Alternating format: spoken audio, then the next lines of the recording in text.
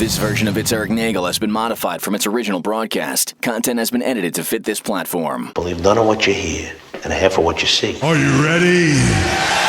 I said, are you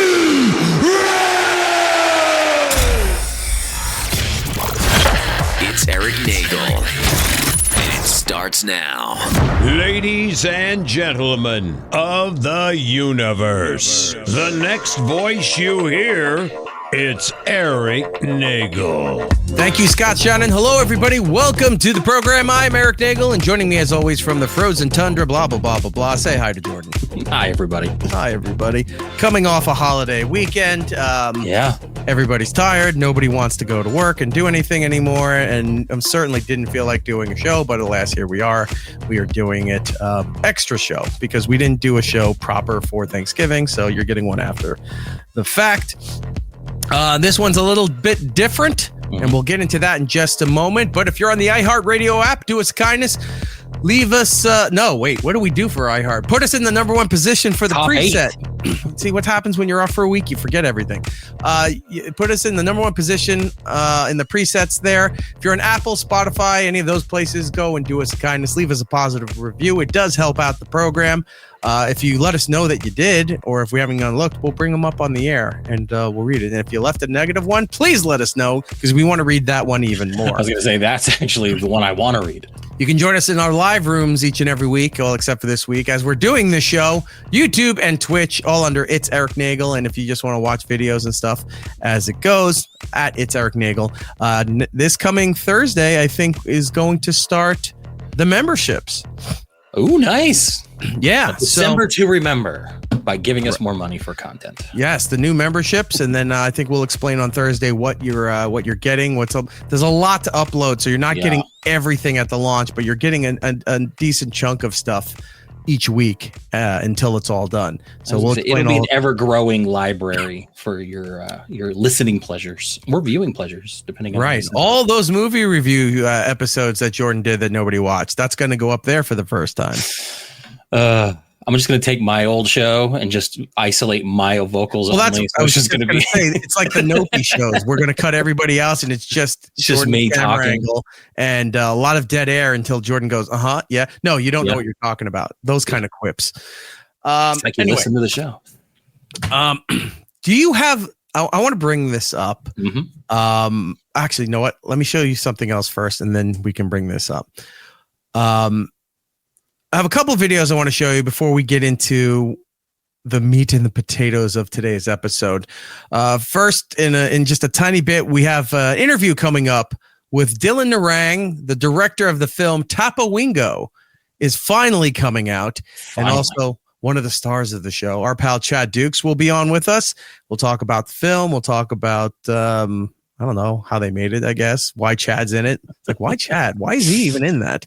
But alas, he's in a movie, and that's more than I can say for me. So good on him. We'll talk to them in a little bit. And then later on, longtime friend, I don't think she was ever on our show at SiriusXM, but I used to run into her all the time at SiriusXM. Katie Linendoll. You may know her from the Today Show. She does a lot of tech reviews and gadgets and things like that. She hosts big tech events that stream online. She's one of those bizarre runner people. She goes running through the woods. Up hills, down hills. Yeah, she does those warrior runs, the muscle runs. It would be great if she did one of those. What are they called? The rainbow ones where they shoot you with rainbow paintballs or something at the end, and you're all covered in different colors. Color run or something like that. Runs. Yeah, that's what it is. Anyway, she'll be on doing some tech suggestions for the holidays as well. Yeah, and then I reached out to Brian Shea. I haven't heard back yet, but we got to get him back on soon for the holiday gaming guide because we are now in the Black Friday season. We're now in the official full swing of the holiday season. Yeah. People got to know what to get and what to buy. and if you can even afford it with the way the tariff situation is right now. So yeah, I mean, Black Friday is one of those weird things where now it starts a week in advance. I've been searching Black Friday deals before Black Friday was around. I got a majority of my holiday shopping done since mid-November. Oh my gosh, so many deals that are just online. Some of them are behind like subscription. Like if you go to like a Sam's Club or a Costco, they're like, yeah, no, you get the early access. Everybody else has to wait. But yeah, there's a lot of stuff out there. I was at Walmart the other day before the holiday, and they were clearing out all the main aisles to put all their, $4 Blu-rays and DVDs for everybody, and PJs and socks and underwear and all that stuff. And I'm like, I can't believe we're still doing this. Can I tell you what I did at Home Depot? Ooh, I did see that your Chewbacca, and I was going to tell you to look for the R2D2 for me, but I didn't see that in the store. No, that's the hot one thing. No. So what happened was I had to go to Home Depot, as you do, to get stuff for the house and whatnot. And I always walk by the seasonal section, and I see all the Christmas stuff that has been up since Labor Day. And they had these pallets all around the store, shrink wrapped in what I could only describe as black hefty bags. Yeah. And it says, Black Friday items coming soon. It says, do not peek inside. I was going to say, do they have the generic like 8x11 white printer paper with like, kind of, it has like a color border around it. It says, do not peek inside. So over by the I ripped open the back of one of them. Okay, good. I was slicing a little bit just to see what it is. Don't tell me what to do, sign. No. So one of them I saw, and I went, ooh, and I cut the back open. I took the thing out, put it in my cart, and the Home Depot by me, there's no registers anymore. It's all self-checkout. All manual checkout, yeah. So I said, I'm going to give this a go and see, because there's no one there to tell me it's not to buy it. The only thing that could happen is I scan the barcode and it'll say this is not available for sale or something. Yeah. But most times they don't. And this was a time that they didn't, because I got a essentially what would you call it, a bucket, but it's a food bucket, and it's not the kind of bucket that you would see like on InfoWars or Rumble or something like that, where it's saying, lifetime supply of mac and cheese or MREs or anything. Oh, yeah. So it's not for your bunker. It's a brining bucket. And they're waiting for Black Friday to give you a. That's what I said. Are you? That's what it was in one of the pallets, and I go, why is it? This should have been out before Thanksgiving. This should have been out the beginning of November. So, and the reason why I know it's a brining bucket is because it says went for food, but there's a big symbol on it that says manufactured using food grade resin. And then instructions on to wash prior to use. So these bins are a certain kind of resin that are made to handle food and liquid and stuff, right? Smart. Mm-hmm. So I got the 5-gallon brining bucket. That's awesome. $6. That's not bad. Not bad at all. With the screw-on lid and everything. And boy, did the turkey go boop, and then you put the brining stuff in there.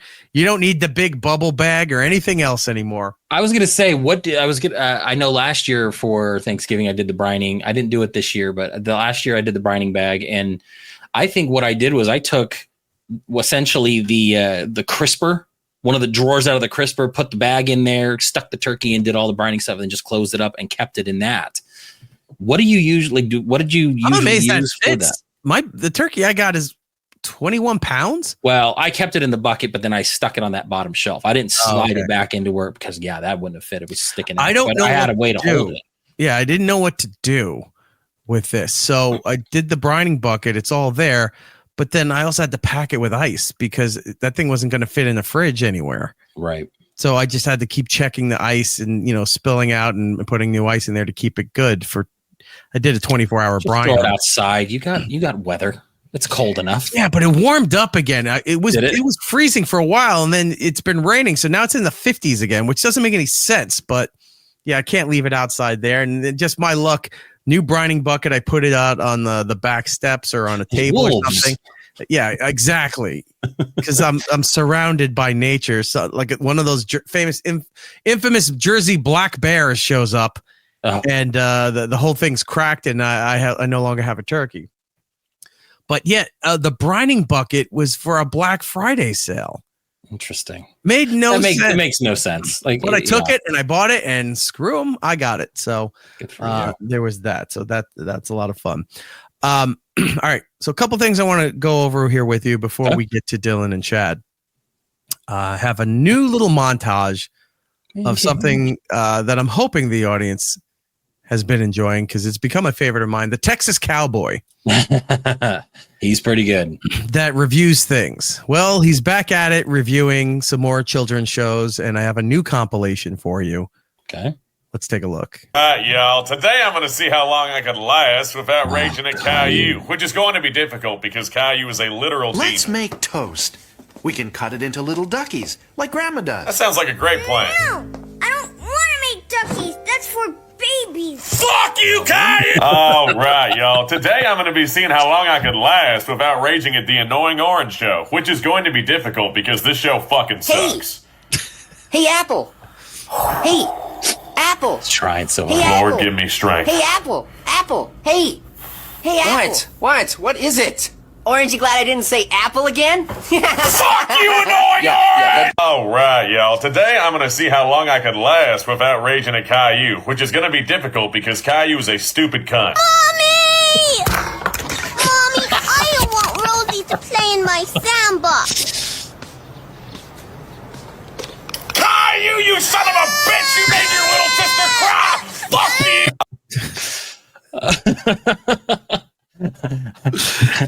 Because Caillou is a raging cunt. It's like, you know what? He's right. When he's right, he's right. It's such a simple concept, but it's hilarious. I love when he's reviewing kids shows.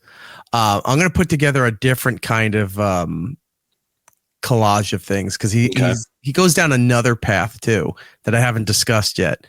But I'm compiling some of those videos together. I'll bring them another time of a different direction he goes. But for now, him reviewing the children's cartoons has been fantastic. Did we play? I can't remember last time. Did we play the video of him reviewing a video that we did on the show? No, I don't think so. Oh, wait. Oh, I don't know. The girl skateboarding? No, with the bucket? Yeah. No, we've never brought that up. Oh, okay. Well, we're gonna. It's one of our more famous clips that we started putting into the rotation. Yeah, it is. Where is that clip so we can feature that for everybody? Oh, here it is.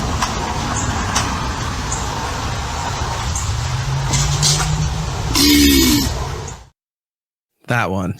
Well, apparently he discovered it too. So let's take a look. Is that a Crip stick? I used to use those all the time as a kid. Good times. What in the fuck? I mean, that's probably that was my first reaction. What the fuck? Pretty good. Do you have access to page 1 of the prep sheet? Give me 2 seconds and I do. Because I would like you to read the description that I put on there for show notes. Okay. For something I need to discuss. It's right at the bottom of the headlines. Oh, you have a problem, huh? Please read to the audience what the issue is. Erik has a K-pop problem. Correct. Now, we've talked about my kid getting into the Cayman Popper Demon Hunters, as she calls them.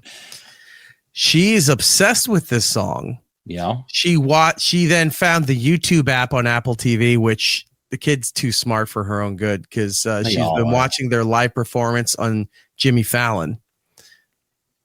It was their first live performance that they did. Mm-hmm. And also apparently Fallon presented them with a plaque that the song hit platinum. Yeah. Pretty good for a band that's not really a band that now has to be a band because it's so popular. Who knew? We here in New York, I know they do some highlights on the Today Show and NBC News, whatever.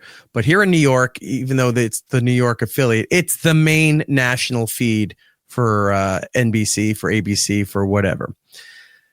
So if you're watching on satellite or if you're watching a whatever local cable system that you have, when you see the national shows, they're essentially giving you the New York WNBC feed, and then they just cut out between the commercials and what have you. So the local news on the NBC feed was showing what they do is the balloons being test inflated over at Giant Stadium in the parking lot. They show you all that. And then they cut over to Macy's, which was a block away from our old studios with Compound. The dress rehearsals and the test performances, sound checks, and all that stuff for whoever's performing in front of Macy's when the parade route crosses in front of it. Well, in the news, she heard it from the other room.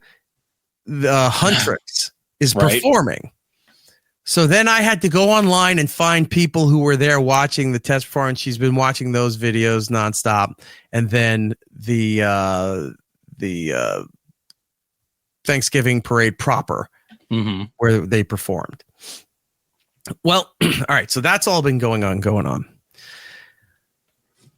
That song is constantly on in the car when I drive her somewhere, but she knows almost every word. She belts out the part where it goes, at the beginning, I was alone. I was like she's doing all that. It's okay. She's Wait, what did you say? I was saying the Korean version. It's okay. Oh, okay. I thought you saw what I was going to show you there. So anyway, she's belting out the chorus and everything. Well, much like what was it? The Caramel Sisters for the Misheard lyrics. Yes. There's one for Golden by Huntr from K-pop Demon Hunters. Okay. So let me show this to you now.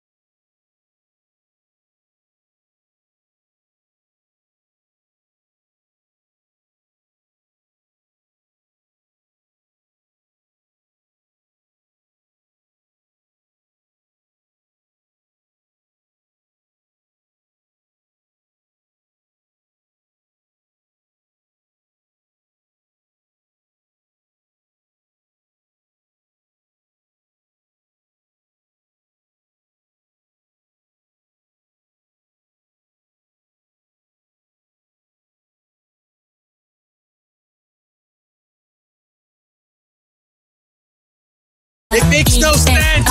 None of this makes sense.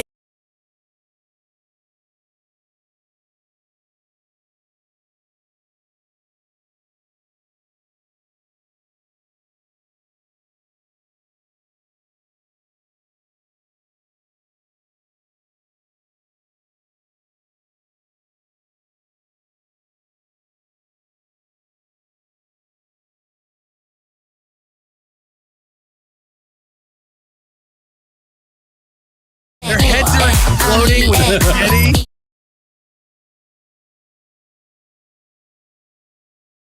I gotta say, the most egregious thing about this entire video was the consistency of the spaghetti sauce. That was like that right there. That looks watered down and gross. Like, I'm more offended by the spaghetti sauce than I am the song itself.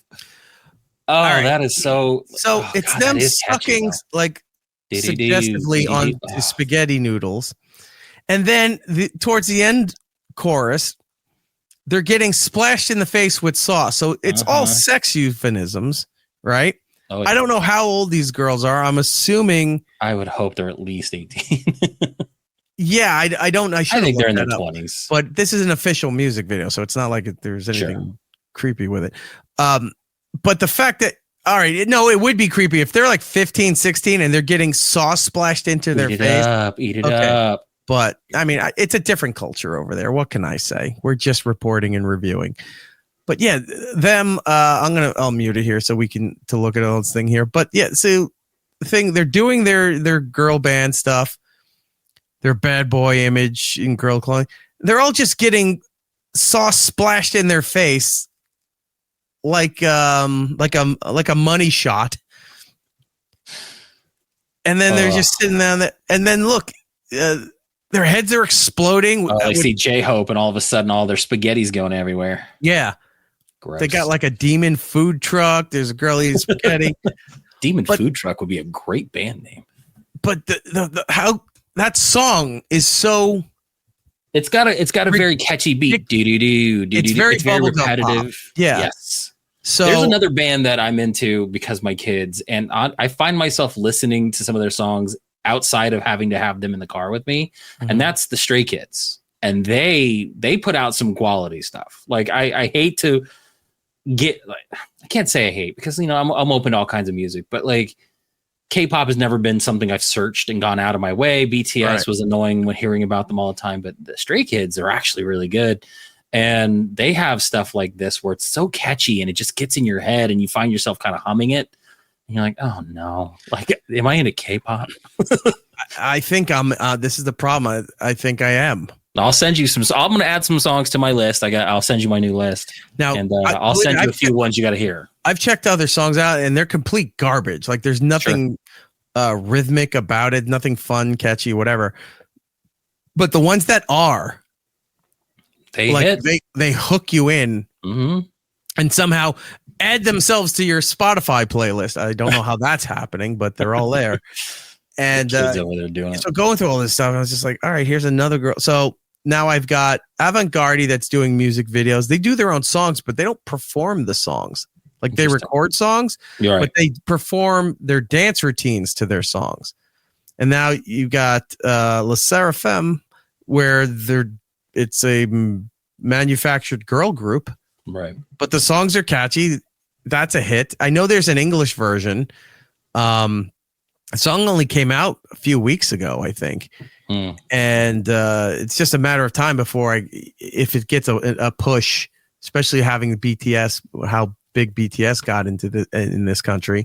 I'm sure radio should be playing it. If they're not, then that's stupid. But when BTS came out, I called it the Korean Menudo, because there was like 12 guys in there. And I'm like, well, if one can't fulfill the job, they'll just rotate somebody else in there. It doesn't matter who's who. I'm sure. But BTS blew up, like, was super big for a while, and then you don't hear from them anymore. Okay, so I've been doing some research into some of this. I know some had to do military service because of their laws. Part of it is the military service portion of it, because again, Stray Kids, I was looking into it. They had just released, like, within earlier this year, a new album, and some of the songs are very, very catchy. And then literally this past week, released a whole new album, and I'm sitting there going, how are you putting out album after album so quickly? And it turns out they've recorded all this stuff to put out because they're going to take a hiatus. They're not going to be touring. They're not going to be doing any new music. So they've sectioned off things to release, while some of the Korean-born members of the group have to go and do their mandatory 2 years of service. Same thing happened. Well, it's why I lived in Belgium when I was younger. My dad was from Belgium, and he had to go back to serve in the military for at least 2 years to retain his Belgian citizenship. So it happens a lot with these countries, and it happens a lot with these bands. So I think that's part of why BTS did it. The other portion is that they get so big, then when you're not serving, you go off and do your own thing, and it becomes a situation where it's like, oh, I blew up as a single artist. Why do I want to go back and do this? So like, if I'm not contractually obligated to be part of BTS, I'm going to go off and do my own thing. So I think after a while, the market gets saturated with some of these other bands, and it's like, oh, let's just go do our own thing. So, but I think a lot of it is that military service. So they might still be dealing with that right now. That's why they kind of dropped off the face of the earth for a bit. Yeah. All right. I get it. But anyway, this song, Spaghetti, is insane. We might have to come back from break with it. It's catchy. When we do the regular shows next week. All right. Well, I wanted to bring that to your attention. Listen to that song, everybody, and tell me next week if it's stuck in your head or not. I'm guaranteeing it will be. And then they do the weird. This is I think this is what's. It's sort of hypnotic with the Asian groups doing their dance stuff.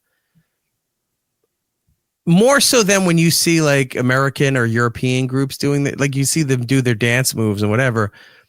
But for some reason, it seems very rigid, very militant, almost maybe even alien-like when the Asian groups are doing the dance routines.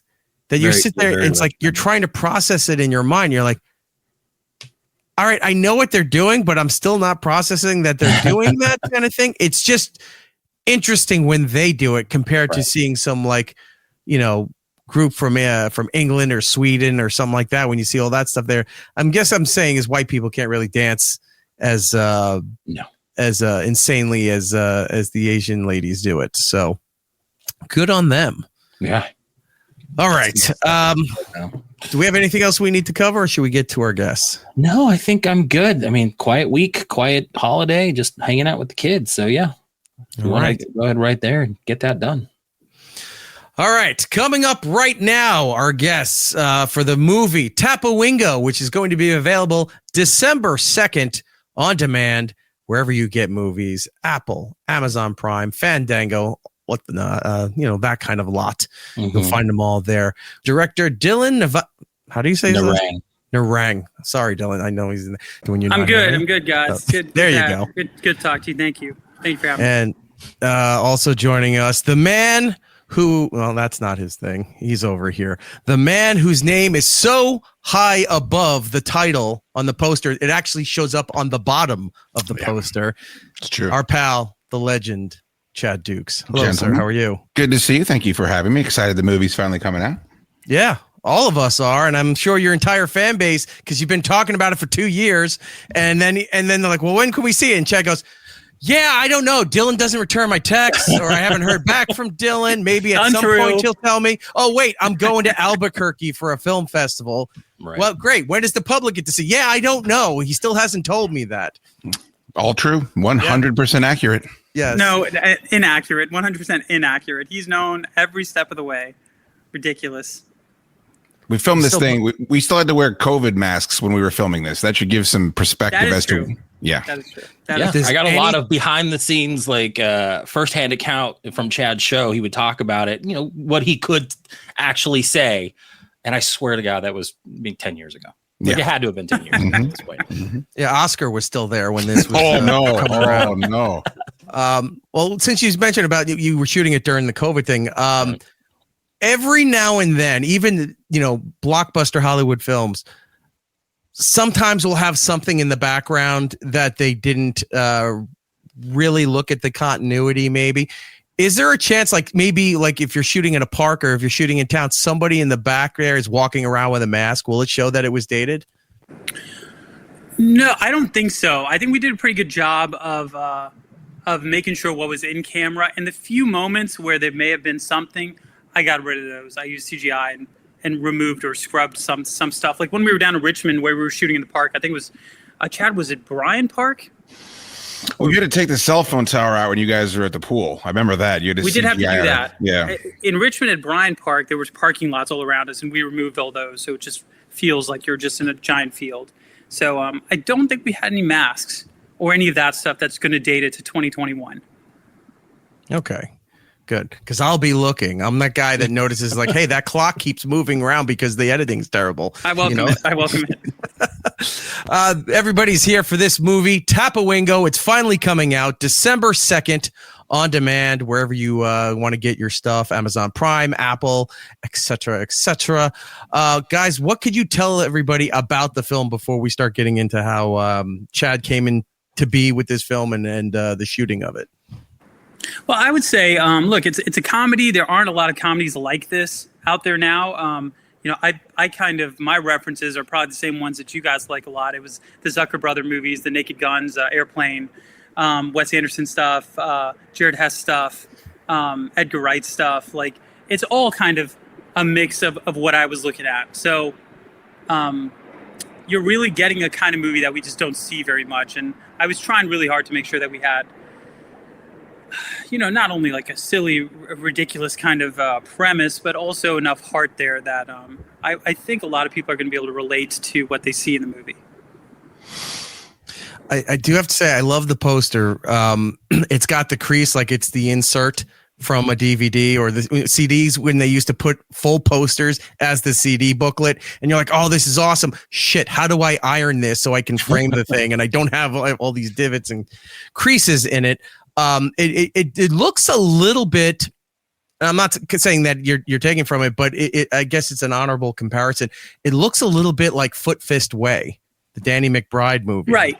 Was there any of that influence for this movie or no? I would say Danny McBride, look, it's kind of, man, everyone always asks, and you have to come up with references. You have to come up with, this is kind of the color design I want, and this is the shot design I want, and this is what I have in mind of what I want to do. But it's really all of these comedies kind of speak to each other in a way, right? Like you can't minimize one versus another. People are going to want to say a Napoleon Dynamite. And look, we have John Heater in the movie. Anything with John Heater where he's funny, people are going to say it's Napoleon Dynamite. I think we're our own thing. And Foot Fist Way, I can see where that would come from. I think that's probably because you like the movie, right? It's a good comedy. Oh yeah, and it's a low budget, so I think that's a very flattering kind of comparison to it. And I would probably say that for a lot of these kinds of comedies. It's not a big studio comedy, so that's what it's not going to feel like, right? It's not going to feel like a Kevin Hart movie. If that's what you're looking for, that's not what we're always looking for. Everything. The new Lord of the Rings series on Amazon. I'm like, it's got to have Kevin Hart in here somewhere. Or else this is not for me. When did the idea for Tapawingo come about? Yeah, I got the script back in 2011. I got the script from Brad DiMaria. He's the one that wrote it. And,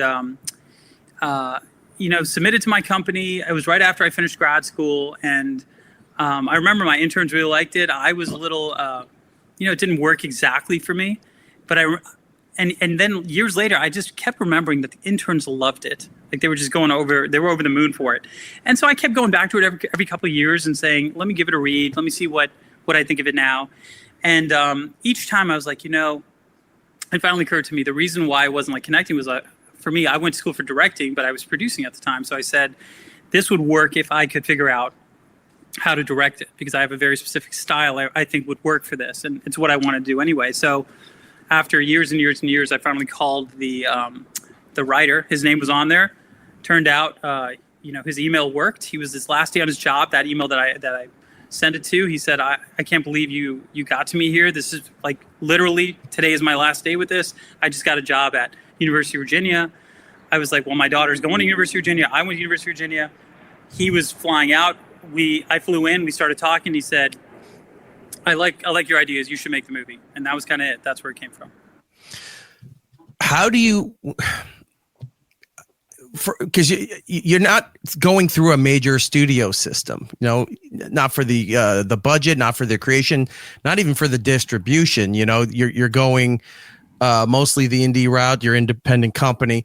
How do you get not just the funding built up to make something like this, but then get the casting? Because you've got some names in this movie here that an independent film would normally have a hard time struggling getting any kind of actor of note in there. Usually they go with up and comers or people who are just character actors, something, within your grasp that's available. You cast whoever you can in there.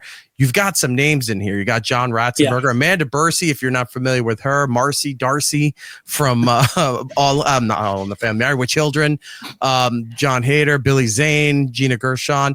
Those are names. How do you do an independent film, get the funding, and then get those names in there? So funding, it's like friends and family financing. You go around, you ask the people you know, and you try to raise as much money as you can from the people you know. That's the first part. And then we had a certain amount of money. It was a low budget at that time, lower budget movie. And I thought the script was sharp. So we started going around trying to find a lead. I had a really good casting director who I've worked with on a film or two. And on the previous ones, I kind of tried to do everything right except to get big cast. And they were real challenges. This one was too. But I said, I don't want to make that mistake this time. So let me see what we can do with cast. And we went out to, who was it? Another pretty good, well-known actor. And he signed on, but he only wanted Chad, right? It was Chad. Yeah. And Chad said, I will only give you 20 days. And that you need to be able to make the movie in 20 days. And had a rider as long as your arm. It was very difficult. Very difficult. He said only white M&Ms everywhere. It didn't work. I couldn't do it with 20 days. So he tried to strong arm you so that craft services was provided by Monk's Barbecue. Exactly. That would have been fantastic. There was some of that. So I went back and we just said, we thought about John Heder and we're like, there's no way he would ever do this. It's everyone's going to see it as Napoleon II. And we eventually just said, you know what? Why don't we just call? Why don't we just find out? And so he called their John's agent, and he said, it only took like a day or two. He's like, this is really good. I'll do it, and that was it. Now, he didn't do it for free.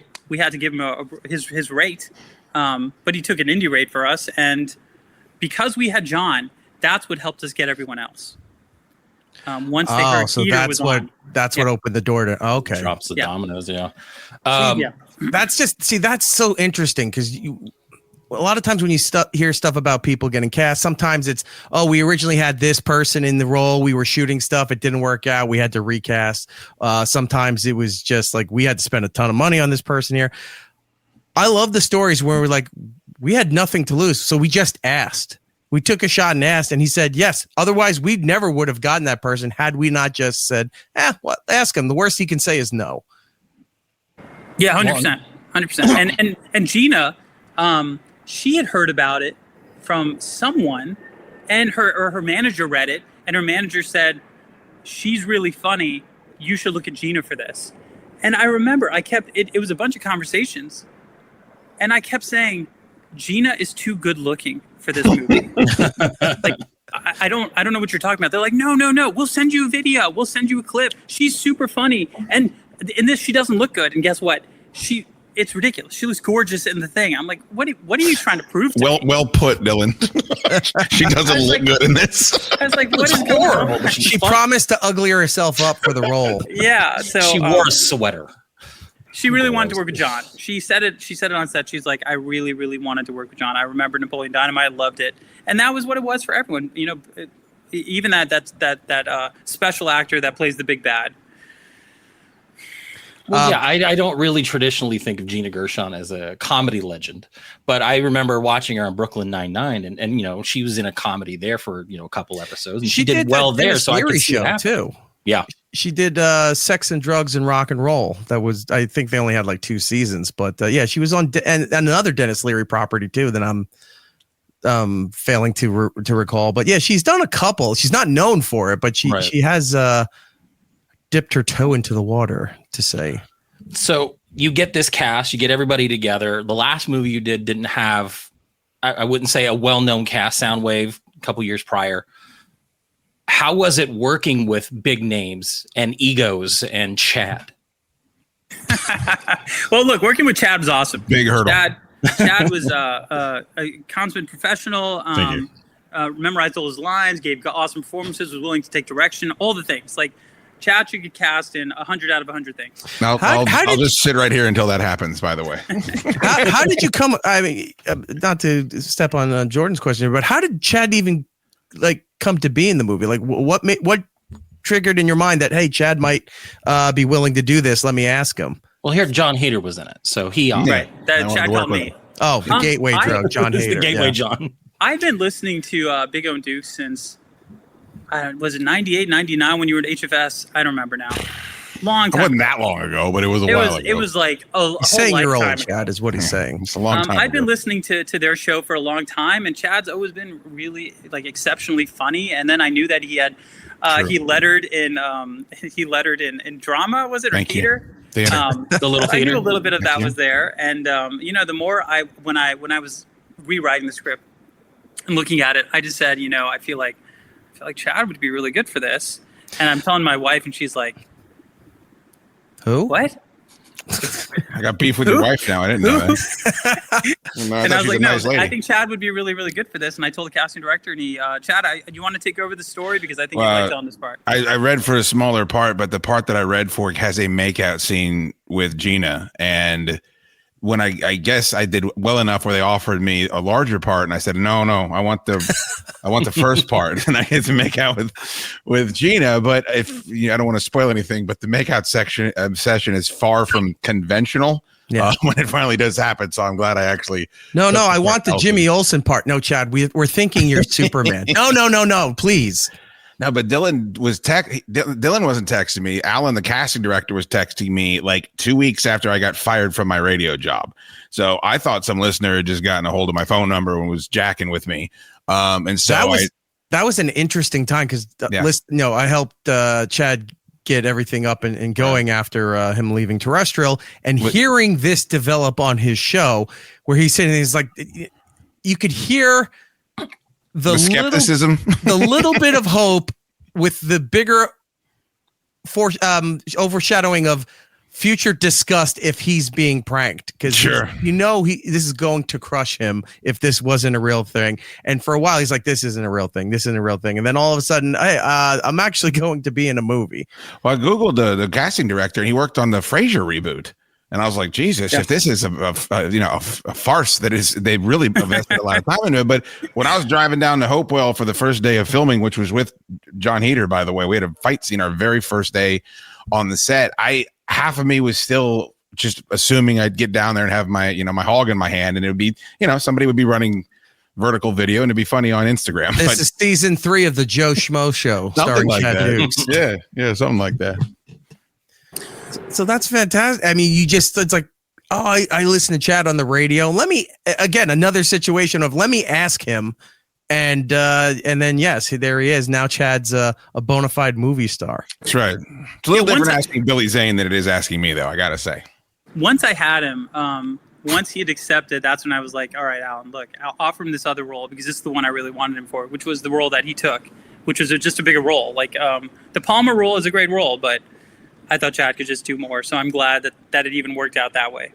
Well, you can tell it's a bigger role too, because when you watch that trailer, Chad is heavily featured in that. Like, he is the main focus. And then, that's mean. But like right at the end, you don't see Billy Zane in that trailer until literally the end of that trailer, and it's barely there. So, I mean, if you're going to put a face to this, it's John Hader, it's Chad Dukes. You know, I got to ask you about his character, Nelson. And this is probably just because of the name. I'm sure it's not a connection, but I'm going to ask anyway. His character, Nelson Tarwater. Did you, when the writer was coming up with this thing here, is this an older version of Nelson Muntz from The Simpsons? Because of things that I've been seeing there, it seems like that could have been the path that Nelson went on. Found out he had a brother, and they're a crime syndicate in a small town. I wish I could say yes, but no. Brad is from Kansas City, And so he grew up there. There's a park or something nearby named Tarwater. And so he pulled that name. And I think he actually, you know what? I think I remember he met a principal or something named Principal Tarwater, and he clocked it as that's a pretty funny name. I should keep that. And for me, all he was ever called was Tarwater in the script. And I was like, this is pretty effing confusing because everyone is a Tarwater, and we keep saying Tarwater about everyone. So I just said, we need to come up with something here. My wife's grandfather's name is Nelson, and it's one of those ridiculous old names. Not ridiculous, but it's just one of those old names not used anymore. Right. And I thought it'd be pretty perfect for that character. I mean, speaking of ridiculous in a great way, whose idea was the outfits Chad got to wear? Because these are some fantastic ensembles. I mean, I'm looking at, blue dress pants and then a striped shirt, a weird tie. It's noticeable. He brought back linen and polyester in a big way. Thank you. Right. And seersucker. Yeah, we had a really good wardrobe, head of wardrobe, Sarah Kogan, and she and I worked on the looks of what everyone should kind of be wearing. And for Chad, I saw him, for Nelson, I saw him as like a salesman, or like constantly selling everything that he's doing and constantly putting on this kind of front. That's why he had a different, I don't know if you all noticed, he had a different pair of sunglasses every time we saw him in the movie. And he had his suit that he was wearing to sell rings. And then when he's in the basement, the suit is hanging in the background because that's his only suit. Yeah. But that's just what he has. So as it went with every outfit, like it's got to be something he could have sourced from the thrift store or something that is still pretty sleek and cool, but just such a wonderful outfit. Chad, how cool is this, by the way? You're on a major industry website. Thank you. You're on Deadline here for, and this goes back, when was this article published? 2021. Yeah. Back when the movie was made. Yeah. So it wraps production there. You're in Deadline. This is like one of the periodicals that Hollywood exists on, like Hollywood Reporter, Variety, Deadline. I steal a lot of show content for this. Yeah. Hey, me too. Did you, this has got to be, if you haven't already, print this thing out and frame it, put it on a wall. Yeah, it's definitely cool. I would say that it was rather humiliating when I was in wardrobe. Speaking of the costumes, Sarah was stitching two shirts together for me because I sent down all my sizes, and I guess maybe I fibbed a little bit. I think it reminds me of when Batman is trying to take Vicky Vale up, and she says she's 108, and then the bat gadget kind of fizzles out on her hip.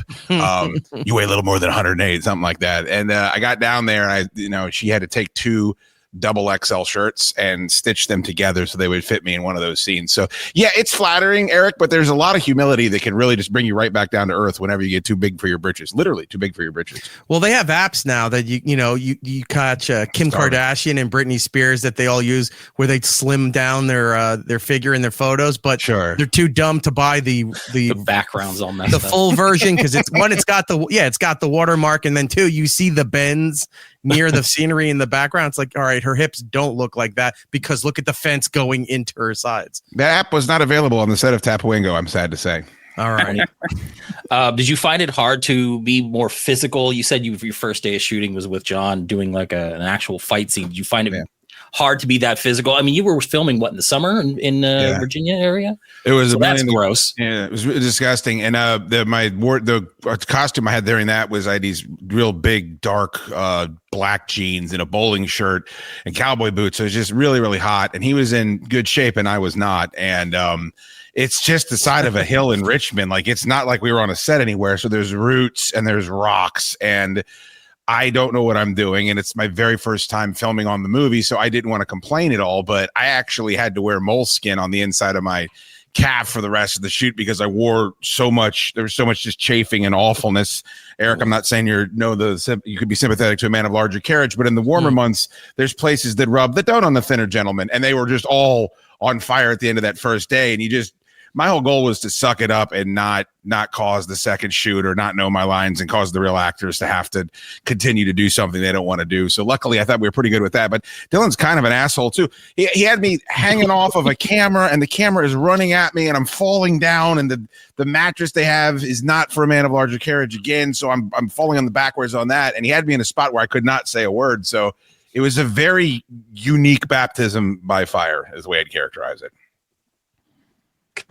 You just imagine one of those thin IKEA mattresses because the budget was so low. It was like a futon cushion. It was a mattress from an old abandoned asylum that they just dragged out, and they said, "Hey, it cost us nothing, so we're going to put that in there." Filmed a snuff film on it earlier in the week, and then they put it under Dukes on Friday. I hope there's going to be some bonus content, like behind the scenes stuff, bloopers, all the stuff that they used to add onto physical media. Now you can get as part of the download. Yeah, I actually asked our distributor. I told him, "Hey, we want to do some commentaries, and we can add some other stuff." And then they were like, "Well, they've been pretty challenging. Let's just say this entire time. I'll wait for this plane. They've been pretty challenging this entire time." And they just kind of said, "Oh yeah, that sounds great. We can do that, but we're just going to push back your release." To which I said, "Okay, well, I'll figure it out on my own then. We'll do our commentaries and all that other stuff and put it out digitally, like you're saying." So they're being lazy. They just don't want to work. It's been a challenge, man. It's been a challenge. Like not having a studio behind you to do all of that stuff, where you kind of have to do it on your own. And right. poor Chad has to hear me bitch about it for 3 years. I was going to say the state of Hollywood, the way it is right now, I think having a studio behind you may actually be more of a hindrance at this point. Yeah. I completely understand the perspective, and it may be, unless they're helping you make the movie and the distribution's already set up and all of that is already set up. With this movie, we're not trying to pocket watch or do any of that kind of stuff here, but I didn't get paid for directing, writing, producing, or any of that. It's just been something I've done for the past 5 years until we finally get to put it out, because there's no studio, right? If there was a studio, if you were studio hire, you could continue on with what you're doing instead of living off savings and doing all that other stuff that who can do, right? So I would say from that perspective, but I don't know. I haven't had that experience yet. So if I ever do, I will let you know. So does that mean no licensing opportunities? We're not going to get T-shirts, Funko Pops, things of that nature? Dope. I think all of that stuff is possible, but I'd have to look back at the contract I signed with these distributors about merchandise. I don't know if I signed a merchandise deal with them, so that even could be we go out and source merchandise and then we just can start selling it. I bet there's something there that we're able to do. I don't remember there being anything about that. The cars in the movie are I'm sorry, Jordan. The cars in the movie are really cool, and if that's one thing I really hope happens. I think Dylan went into his own pocket. He made these awesome lapel pins they're given out at all the premieres, and everybody loved them. And there's just such I don't know if you guys are you're around my same age. It's like the General Lee is a character in the Dukes of Hazzard, like the Gran Torino, all these the A-Team van, these are part of the Enterprise is part of the crew, and the cars in this movie feel that way. So if there is one piece of merchandise, that would be super cool if they could get that done. Yeah, you should have got the old George Lucas Kenner deal where it's like, all right, well, if you're going to get Fox is going to get the distribution rights. Well, I'm going to take the toy rights if you're cool. And they're like, yeah, we don't care about that. And you could have a whole Tapawingo empire here with Funkos and if the movie succeeds and people want to watch it, then we got something. Then we can talk about it. And Chad, I found out something just the other day that I didn't tell you about yet. There's been a lot of critics and reviewers that have gone back to the PR team and said, "Hey, could we have a re-release of this theatrically? Could we do something?" Well, so that's cool. Kind of interesting to be getting Oscar that already. Contention. Well, I was checking some stuff out online, rewatched the trailer, and there have been people doing their dumb vertical video, quick little reviews, and there's a lot of positive word of mouth about it, which is really, really good because it actually made me think, did it release and I just missed it? Knowing now it's coming out on the 2nd on demand. That's got to feel good. Is there plans on possibly going physical media for this thing? Because I know things tend to, go digital and then, studios or whoever pulls the rights, it goes away. And I'm more of a physical media person. I would love to have a copy of it, right? To have on my shelf. The distributor is selling the DVDs and Blu-rays. I know that. I thought Amazon or one of those also has those, right, Chad? Did you see that? Yeah, they're outrageously priced, but yes, you can order. They're one. Ridiculous, and it doesn't have any of those specials, so I got to put those on. But I think they are there, and then I believe we can figure something out down the road too that would help. But right now they have some. I know you took this around. I was hearing Chad talk about the film festivals that you managed to get this in here. And if the possibility of getting it back into theaters is being discussed, what about taking it a step further and doing sort of the recent years Kevin Smith model where you tour with the film? Like you do a Q&A, people come watch the movie, you do a Q&A, you bring people like Chad, or if any of the actors are in the area that you're going to do the film and they stop by, you do those kind of presentation things like that, because that seems to be a good, strong business model for the indie route. I mean, I know it's Kevin Smith. People are coming just to see Kevin, but the idea of what he's doing is very sound, to take that and do a tour, do a Q&A, and what have you. Yeah, and I think John Heater does that still with Napoleon quite a bit. That same thing. So much they even say, stop doing this. You don't own the rights to it. And he goes, no. He just shows up at places. He's not even booked. Up. Yeah, like I think it's all a possibility that would be worth considering. I think we just have to find an audience for it first. If we can find that, then yeah, like that sounds like a super cool thing to do. But we were on the festival circuit for a year and a half, and we had when people came to the screening, they really liked it. But it's always tough to get the word out. So that's also why I thank you guys so much for allowing us on here. Once people start to see it, I think it'll oh, sorry, I didn't mean to step on you. I told Chad please. when the movie was done and Chad was giving updates on his show about, hey, we got to see a first rough edit, and we got to see like half the film is officially done. Like he's going through those stories. I reached out to him. I said, yeah, when this comes on, we'd love to have you on. I didn't realize that we'd be waiting 4 years later for this moment to actually happen. So I'm glad it's actually come to fruition, and it will be available December 2nd, everybody, on demand, Apple, Amazon Prime, things like that. You can go and they give you the rent option too, but go and purchase it, have that for yourself in your collection there. And you can pre-order it as well, because I looked up on Amazon Prime. It's there. You can pre-order it, and then it'll just unlock like when you buy video games and stuff in advance. It's sitting there waiting for the day to hit, and then boom, it's right there downloaded into your system. Thank you. That's all awesome. I was going to say, and if you're a sucker like me that needs physical media, there is the Blu-ray disc over on Amazon Prime. And look at that suit. I swear to God, I love that. I got that suit. I do still have that. So did you get to keep, I was going to say, did you get to keep anything, take anything, steal something from Dylan that he doesn't know about? I'm of lower moral fiber. I took it. I just stole so much stuff off the set of that, and I sent him a video of Ryan Reynolds talking about trying to get a Deadpool suit off of the set of Deadpool, and I said, "This is the same thing, right? You don't care about this." So, yeah, I got the suit. I got some bowling shirts, and I still have those goddamn boots. I will never put those on ever again. Did you take any one of those rings? I saw those rings. You're selling those rings. So I'm a class ring salesman in this movie, and I'm wearing like 10 rings from Justin's. I'm like the what is it? The Mandarin? Who's in the Iron? Yeah, you did a little 10 rings. So they had to write down where all my rings were so that there's shot continuity. Right. And then I get in the fight on the first day of filming, and the rings go everywhere. They fly all over the hill. So it's just like there's a Easter egg. It's like it was like when Sonic hits a spike and the rings just bounce all over the place. Floated up into the sky. It was terrible. So funny. Yeah, I saw a shot of you selling those rings. I was like, oh no, he's a Justin's rep. Bro, I had rings. I had such a long monologue there and memorize all of it. And I feel bad for Dylan because I bitched about this so much, but I legitimately thought it was the funniest stuff that my character had. And the first cut of the movie is like 2 hours and 14 minutes long or whatever it was.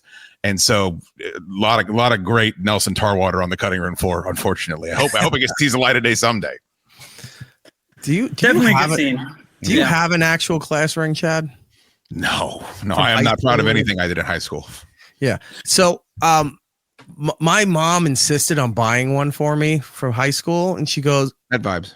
Yeah, she picked the thing out. And I was like, "I don't want a ring." She goes, "No, you got to get one." No, I don't. It's not the 50s. It doesn't mean anything.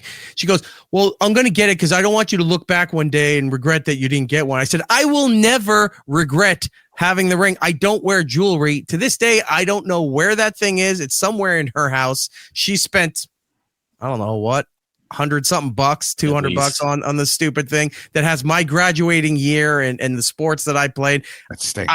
It was such a waste of money. I'm amazed that's still a thing now. It's great that it's a scam that that the character's pulling in the movie. They're kind of strong arming a what should be dead enterprise, and he's making it work for him. But in real life, I don't know anybody that's wearing a ring other than like your actual engagement or wedding ring. There's no promise rings. There's not like, oh, I'm wearing his class ring, we're going steady. That shit doesn't exist anymore. Nelson's got Mr. T levels of jewelry in this particular film, but I'm with you. I don't have a yearbook. I'd like to blink that, the Men in Black cylindrical silver device. I wish I could use that for my entire put the two margins here on this part of my life, and I hit delete, and then that goes, and there's the film. Get me to adulthood. Yeah, give me to my own air conditioning. I think I lettered in high school. Never once thought of spending a god awful amount on that jacket to stick it. Can you imagine? And then I think I stole all my yearbooks. Well, the letter at Lake Braddock, it had the letter, but then if you lettered in theater, it had the smiling guy, the tragedy guy, the happy guy. So like you couldn't even lie and say it was for wrestling or lacrosse or something. You got a nice leather jacket, but it's because you were prancing around on a stage, and everyone's like, "We know what you're doing." The letter, I gotta find it, but the letters that I had for high school, it looked like one of those craft projects where you're learning to put the different crafts into the white structure. It's like a thing a kid makes. Yep. It's like, hey, look, I made a scenery of a dock and a boat kind of thing. That's what the letters were for. They give you the letters and like, oh, well, you have to buy a jacket or put it on a switch. No, I'm not doing that. In a box somewhere in my mom's house. I will never see it again. Little did I know, though, when I was the lead in Love Letters and Partridge in a Pear Tree, that would lead me straight to Dylan Narang's front door. So it's all. I heard about that. I have that. I have your program for that. So I still have one myself. I'll send it to you if you really would like to take a look at it. That's going to be in the DVD features. When does this movie take place? Because I'm noticing a lot of like phone on the wall situations. Nice classic looking cars. Chad selling class rings. I mean, there's got to be a time frame in which this is taking place. You said you edited out a cell phone tower. Is this 80s, early 90s type of movie, or? I mean, in my head, it was always late 70s. Is what it's supposed to be. Always hard to hit a time period, any time period, right? Exactly. There's always going to be some weird stuff, but for me, it was late 70s. I think one of Chad's fans wanted to make sure that we knew that the version of a Quiet Riot song we used was from 82. I know exactly who that is too. Is he trying to be quiet in the background at the beach house? Wasn't that guy? Equally as annoying, but it wasn't that guy. Yeah, he was very adamant that it was 82 because of that, and I was like, fella, whatever you want it to be, man. That's so funny. Bob Slack. There, doxed. Bob Slack. Stop bothering Dylan with your musical knowledge. Thank you. But it's inconsistent. It's taking me out of the entire movie. Here's your $8 back. Go away. This movie comes out December 2nd. Again, on demand, Apple, Amazon, all of that stuff. If and when it does very well, do you have any plans for either a sequel or prequel? What I think would be really funny, we talked about it even before we finished, because honestly, we had a really good time making it. There's always challenges. It's hard work. It's not easy. There's long hours. I think my days were usually like 17 or 18 hours. And everyone else was working, and Chad can attest to how much he was sweating his ass off in Richmond in 95-degree weather, running up and down that hill. 100-degree humidity, by the way. Right, exactly. Like but it's very fulfilling work in a way, right? And it was really fun making it. We had a good group there. It was, for whatever reason, it all kind of went really well, right? Even when it was challenging with someone, especially in hindsight, you're like, oh no, that was good. That was good. We got to spend this kind of time with this person and see what they're about and be, just kind of all be together, working on something together, and not have a lot of too many blow-ups and stuff. But the idea I came up with at the time was, if we did a second one, it should be the group, Jay, Will Luna, the twins. Nate has gone missing, and they say we have to go find him, and then they get Chad, they get Nelson, and they get Gretchen. So it's those five in the Winnie driving to Colby.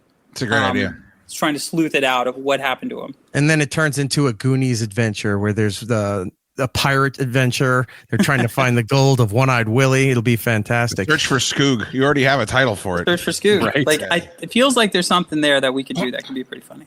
Well, I was thinking about this. I had a bit of a prequel concept for this involving just the Tarwater brothers. Yeah, the rise of Tarwater. Almost a Blues Brothers style caper about doing what they do. One's in jail, and this time it's Nelson in jail. Nice. They got to get Nelson out, and then it leads all up to the events of Tapawingo proper. I just like to see them in matching suits, with a full tank of gas and a pack of cigarettes on a mission from God. Sure. I think that's a win too. I think we should do them both. Well, everybody, thank you for your time. I know you guys have dinner and whatnot. And as we're doing this, we're in the Thanksgiving holiday. Chad's living the life down in the, I almost said the Jersey Shore, the Outer Banks. In the Outer Banks doing his thing.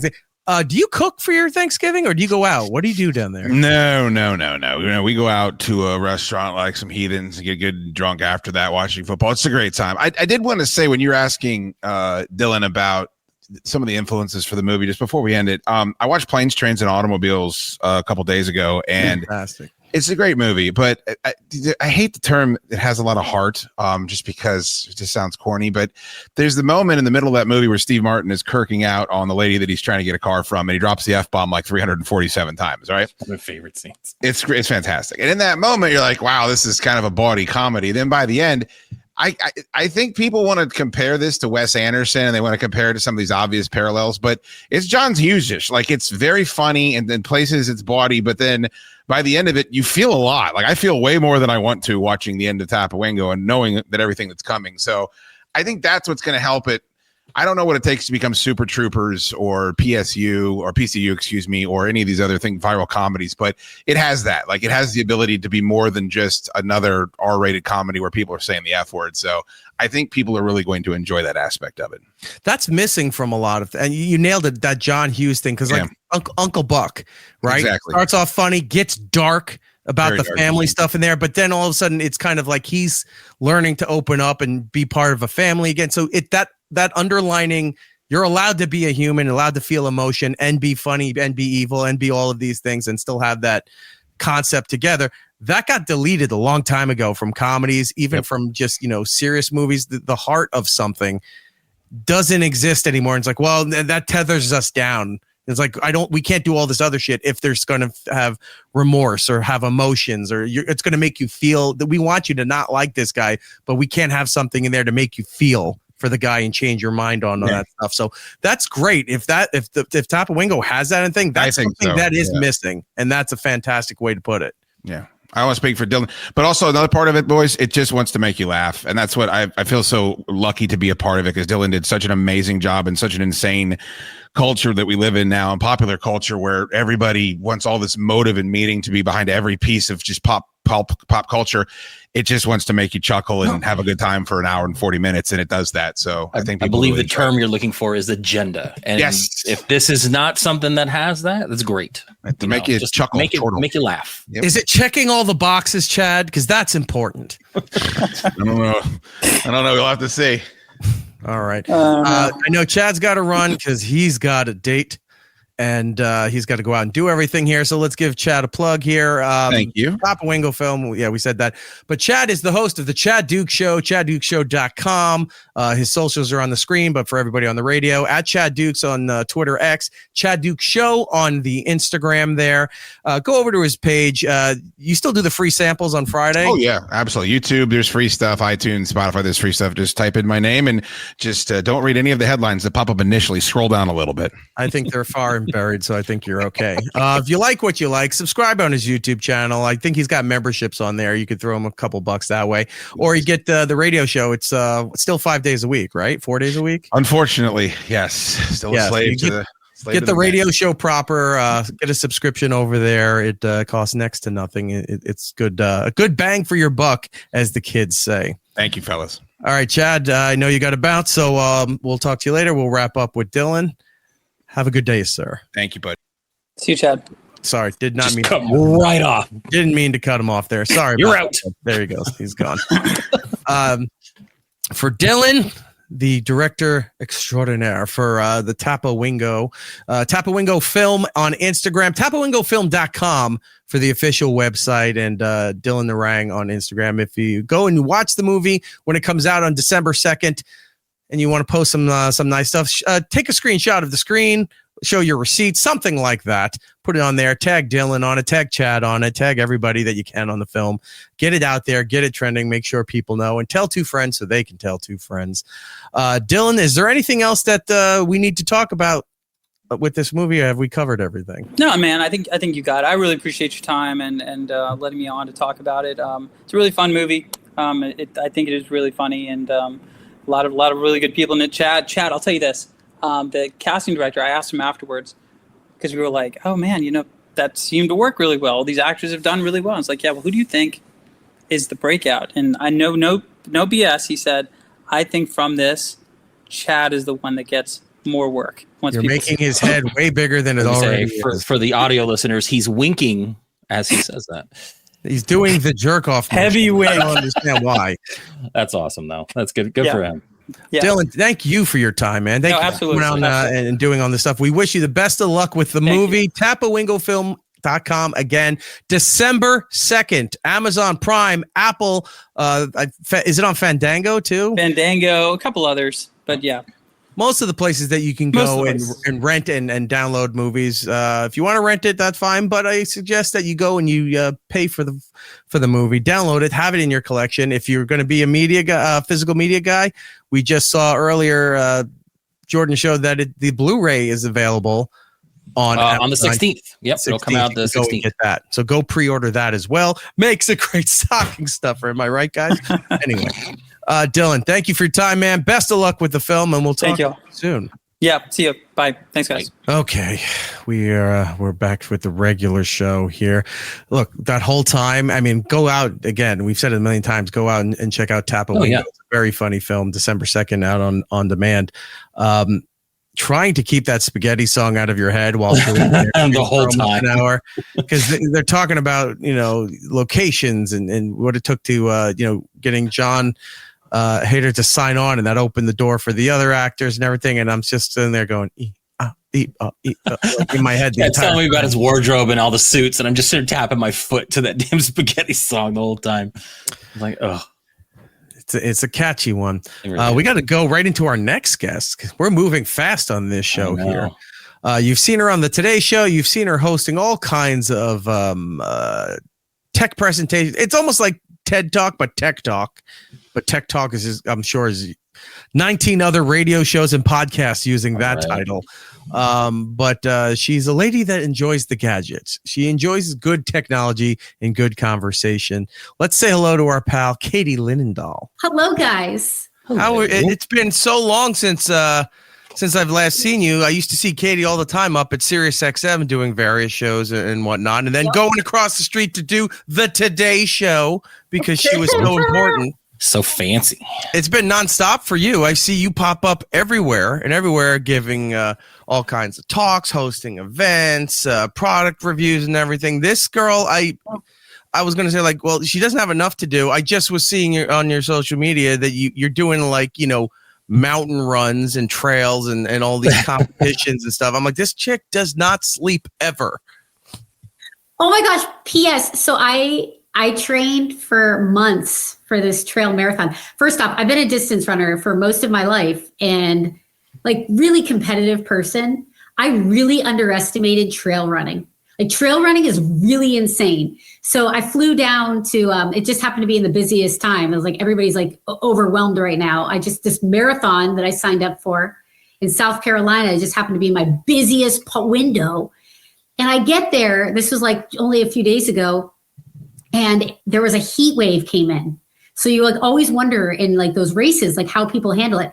It was upwards of 80 degrees on a trail marathon. Somebody passed out mid-race. They couldn't get the medics to him because we were like in like the state forest where it was like very narrow trails in the middle of nowhere. It was wild, you guys. It was wild. Well, you have no one to blame for yourself. You're not getting any sympathy for the I love it. I was going to say, lost me at long distance running. I'm going uphill The humidity is terrible. And then she pops on social media like, hi, guys. Today I'm just going to be out here doing this trail run. Like she didn't plan for it all. She pops up online. It's like, I just felt like doing a 5K right now. So that's what we're going to do. Oh, it's so funny. It's so funny. It was great. You're not here to discuss your social media and your your races and your personal habits and what have you here. Katie's here for business. She's talking some tech for the holidays here. Look, when we go into the holidays, we do special shows. We have a video game expert that comes on and we talk about a buying guide for video game stuff or downloading, streaming. Now you're not really buying a physical cartridge or a CD or anything anymore for your game stuff there. But when it comes to other things, we don't really have any kind of experts to talk about, stuff for your kids, stuff for even for yourself. Sometimes you can pawn it off as like, oh, I'm going to get this for somebody, and you eye it enough and you go, you know what, I'm going to kind of take that off the pile. That's going over to my place here. Mm-hmm. What do you I have? love this. I'm going to invite myself on the program more often. Please do. You're welcome. Excellent. Anytime. Hell, we can't get the audience to stop sending me energy drinks because I mentioned it once. I've got like 4 dozen cases of all these different flavors. Like, there's no way I'll be able to drink all this stuff. I'll die. So please come over anytime. Take some of this home with you. Funny. That's funny.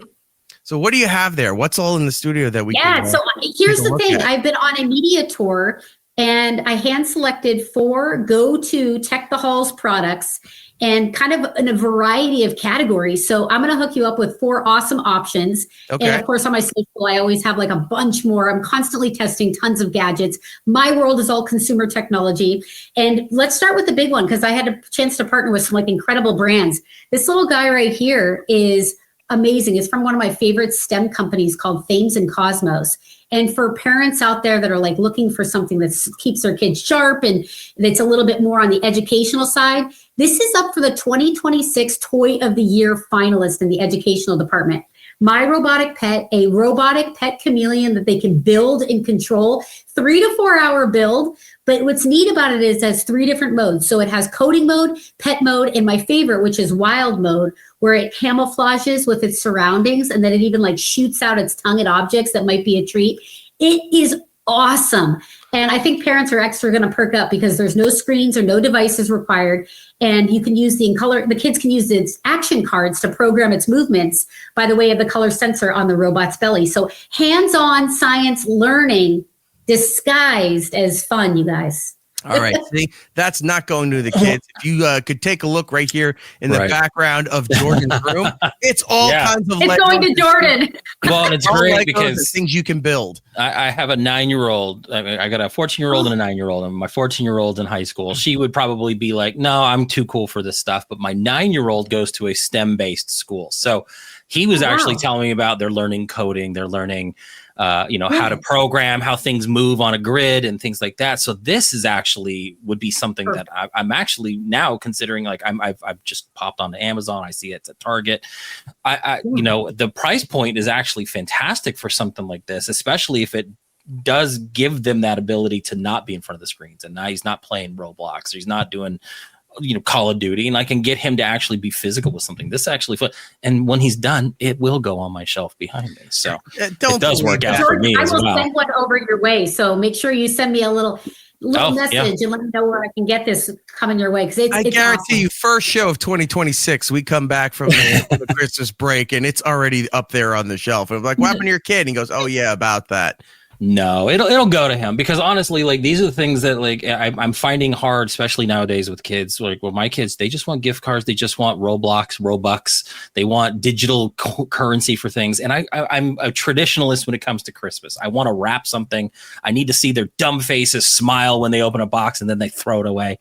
But I want something to give them that sense of happiness. And I think this is actually a really cool idea. So I like this. This is really cool. What else do you have there, Katie? I think this will both be up both of your alleys. My next one I'm going to share with you because I'm an IT girl. I'm a networking girl. And I went to RIT, which has a massive gaming community. So I know a thing or two about gaming, and I handpicked a laptop that is a must for this holiday season, which is the Asus. And by the way, 88% of consumers, I was doing some data homework, are purchasing electronics, and such a big portion of that is going to be computer sales. But the PC gaming world, as I'm not telling you guys anything you don't know, 2 billion nearly players globally. And for the gamers on your list who need that serious productivity and power, I handpicked the Asus ROG Strix G16 for the holiday win.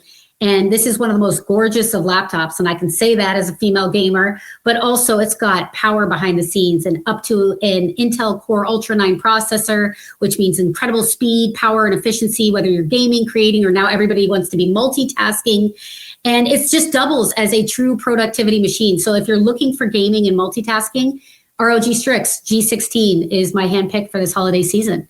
Does it do that thing where you first open it up out of the box and then all of a sudden the keyboard starts lighting up in multiple colors and like, how do I turn this rainbow wave off? I'm telling you, it was probably, I can't remember a more beautiful laptop opening up. And I know that sounds cheesy, like nerd appreciation. Like it was just, it's a piece of craftsmanship. Nice. I got to say, the Asus has been kind of making their name in tech a lot lately, especially partnering with Microsoft and doing their handheld, and they're doing all that stuff. So like it's definitely becoming one of those brands that you thought was more of like one of those discount brands you wouldn't put a lot of stock into. And now it's becoming the forefront of gaming. For many years, if you could compare it to like TVs like the Vizio, right? You would sit there and you go, all right, Vizio, I kind of know that name. It seems like a discount television. I'm still going to be looking at like at a Samsung or whatever. And then over the years you go, well, I'm going to waste my money on that. Like the Vizio seems to be doing really well and is rated everywhere and everyone's getting those things. Same thing with the with those laptops, because you would see them once in a while. Now all of a sudden it's becoming a top name up there with like HP and with Sony. So it's like the price is right and the tech is better and it's more cost effective. It's like, just get that, definitely. Especially like you said, gaming has never been bigger. And even like for the console systems for Xbox and PlayStation, we've been seeing the specs that they've been given out for the next generation, whether it comes next year or not. The consoles are leaning more to becoming more mini PCs than they are actual consoles. And that's just the gateway for console people to move over to finally just getting a gaming laptop and playing like the rest of us online. You nailed it. Nailed it. Damn right I did. What else do you have there? All right, let me switch gears a little bit because I'm going to bring you into the kitchen, because my family around the holidays, we love to eat. Yeah. And we're talking about the next meal while we're eating a current meal. Mm-hmm. We love to go hard on the food, and the fridge is always jam-packed. This is one of my favorite gadgets of the entire year. When I discovered this, I spent so much money on produce from fruits and vegetables. This is called Shelfie. And it's a simple smart device that sits in your fridge and helps your food stay fresher up to 12 days longer. And as you can imagine, just for fruits and vegetables alone, it's totally worth it. But plus it helps eliminate bacteria. It removes up to 80% of odors and pollutants, washable filter, 3-week battery life, and quickly rechargeable. Plus an optional app in there to tell you battery life, fridge temperature, and when to wash the filter, which is super easy. And I was blown away to discover that the average family throws away nearly $1,500 of groceries every single year. And I mean, I'm guilty of it too. That your fruit goes bad, it gets all moldy. What are you going to do? You're going to eat it? You're going to throw it out. This is going to help you reduce food waste and help you save money. So Shelfie from Vitacy, amazing technology. It does that. All right. So one, I could start throwing out the boxes of Arm & Hammer that are stacking up in the back. People always ask that. They're like, what is the difference between this and baking soda? Because everybody, I mean, I used to use baking soda all the time. It's a go-to. Yep. Yeah, you can ditch that and go with the photocatalytic gadget option of Shelfie. And my kid lives on, fruits all the time. Strawberries, blueberries, raspberries, blackberries, all of that stuff. And it barely even lasts a week. You go at some points now, you're going food shopping at least once a week now for everything. But whatever we've been getting, and we have the containers too. We put them in the containers that have the venting and all that specified stuff. And they never last a week. Like I'm lucky I get 5 days out of that stuff. And then you're picking around it. You got like a $7 thing of raspberries, and you don't want to be cheap about it, but you're like picking the moldy ones out. It's so wasteful. You spend so much money. So this will make up for itself in a matter of weeks. So it does when it's in the fridge, does it light up at all, or is it quiet? Like, do you hear anything? Totally. And then you can do the accompanying app. I don't know if you can see that it's lit up right there, but it lights up. But then that accompanying app will tell you the battery life too. All you have to do is simply recharge it. It does a quick charge. And again, it lasts for about 3 weeks on the battery. So easily recharge it. The filter is only washed by water. It couldn't be simpler. This was designed in Italy. They're very neurotic about the science and the technology behind the unit, which I love and which I appreciate. All right. I might, again, another gift. Like Jordan's taking the chameleon. I'm going to take the shelfie. The chameleon. The shelfie's coming to you, Erik. Yeah, nice. There we go. I still don't know what I'm going to do about the kid because all these are great. I'm like, but you know what? I'm keeping these for myself. You're not supposed to shop for yourself for Christmas, but Katie's making it impossible. Well, it's great. These items are all very, very affordable too. I mean, the chameleon, like I said, you can run it probably about $50. That thing right now is on sale for Black Friday as this airs, under $100. I mean, if that's going to keep your food from going bad, then, that's a good investment. So, I mean, I think these are all actually really good products to, push for all the people watching their budget. Yeah, and you just led me to a segue too, because I got one more for you. Just speaking of budget, this was an app that's, talk about cost, free, 10 million users. My friend actually used this app and is like, dude, you got to get on this. Text Now. It is amazing free app that gives you a real phone number to call and text for free. I know like the holidays are a busy time, but they're also an expensive time. And this is one that'll help you with your savings on your monthly wireless bill. I did some homework and over 50% of consumers are trying to save on their monthly bill. It's one of the highest bills that we have every month is our cell phone. So with Text Now, you get a free phone number. It stays yours forever. And by the way, it's really fun when you pick out your number because you can keep changing it until you find the one that you like, with a sequence of the same amount of digits so people can remember it. Trying to spell out a cool word or something. Yeah, totally. Like anybody knows anybody's number these days, but I got excited about that. But unlimited calls and texts over Wi-Fi or using their nationwide 5G network, they have flexible plans starting at free with no contracts, no hidden fees, and none of those weird trial periods that get pricier later. So perfect for families, for teens, Jordan, getting their first phone or a second number. A lot of people want that second number. Great way to cut costs, available for Android, iPhone, and stay connected, of course, this holiday season and year round without the crazy monthly bill. Late night prank calls to Erik. Yeah, be great. Totally. This is a terrible idea for me. I love it. Who keeps sending me these texts at 2 a.m? Oh, probably Jordan, but the number keeps changing, so I never know. Or it's either that or take that, Ryan Reynolds, and your $15 a month Mint Mobile. We've got Text Now, and it costs you nothing. Yeah, nothing. It's free. Yeah. Katie, thank you so much for coming on. I know you've got a super busy schedule and you're bouncing all over the place there. Where can people go to find you to keep up with everything that you're doing? Look, if you're into running, I guess follow her social media. But if you want to follow her for her tech stuff and everything else, where would people want to go? I try not to be too obnoxious with my crazy fitness posts, so those are only here and there. But please come follow me on the social side at Katie Linendoll, and I posted all these gadgets on my website, katielinendoll.com. And I want to come back and spend more time with you guys, please. Well, if you ever want to pop in, on a less official capacity, where totally come in and just hang out with us. We're talking crazy news stories. We're watching dumb videos. I'm trying to scream at my audience, stop sending me energy drinks. We're trying all kinds of weird foods. I don't know where the other thing is, but we were just trying the new late night Doritos jalapeno popper chips. Oh, and then we got a ramen show. We got a ramen show coming up where we've got like 8 or 9 different cups of ramen that we're going to be. Look at that, turkey dinner as a ramen thing. So if you ever want, I don't even think Shelfie can help preserve those. No. It's already dehydrated. That's awesome. Not even for Shelfie. But Katie, that is amazing. Thank you. I look forward to it. You guys are so fun. No problem, man. Thank you again. Katie is always very cool when I used to see her in the halls at Sirius XM. And I'm glad we got a chance to reconnect. And I would love to have you back on when you have more time. That'd be great, Erik. Thank you, Erik. Thank you, Jordan. Have a happy holiday, my friend. Yeah, you too. Yes, Merry Christmas. Katie is a good time, and I hope she does come back on the show.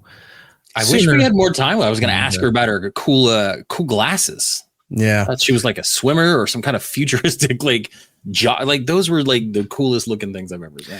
She has the Janine Muntz glasses from Ghostbusters. Yeah. Oh my God. If they ever do another thing, if Janine had a daughter or something like that, Katie Linendoll could be brought into the Ghostbusters friend. We got one. Like I could see her doing that. Anyway, again, another interview where the stupid spaghetti song is sitting through my head. But we play that instead of the regular plug music. No, I'm sure we're going to copyright strike. No, you'll mess us up. But we do need to get out of here, and it is time for the plug. So as Jordan, as always, our nation's eyes turn to you. X, Instagram, YouTube at JinxRonan, Twitch at JinxRonan79. With the holidays coming up, I've got way more video games. I might get Battlefield, so I'm going to be streaming a lot more. If you've got Amazon Prime already and you want to go over and use your free Twitch subscription, go over to It's Erik Nagel. Use your free month. Help us out. You got to re-up. But you know what? It's about time you guys do some work around here. And we'd appreciate it. Get it done. For me and for the show, at It's Erik Nagel across the board on all the social medias. If you're on the iHeartRadio app, do us a kindness. Put us at the #1 position on your presets. If you're on Apple, Spotify, any of those platforms, go over there and do us a kindness. Again, like Jordan said, it's about time you did some of the damn work. Leave us a positive review. It does help out the show. And if you don't, we'll know. If you want to join us live each and every week as we do this show, YouTube and Twitch are the rooms at It's Erik Nagel. And if you can't do any of that stuff, the YouTube channel is always available there for you. You get episodes, you get best of clips, and soon membership content coming to the channel. It is very exciting. Exciting stuff. We will be back later this week. So until the next time, everybody, be excellent to each other. We'll be seeing you. It's Erik Nagel. We can't afford Imagine, so just imagine this is Imagine. Imagine, imagine. No religion, nothing matters. Everything is bad. Alas, we're out of time. Follow It's Erik Nagel on social media platforms. For ways to watch and listen to the show, or join us for the live shows, head over to itseriknagel.com. Yo, and remember to tell 2 friends so they can tell 2 friends, and they can tell 2 friends, they can tell 2 friends, they can tell 2 friends. You get the idea. Keep it real, homies.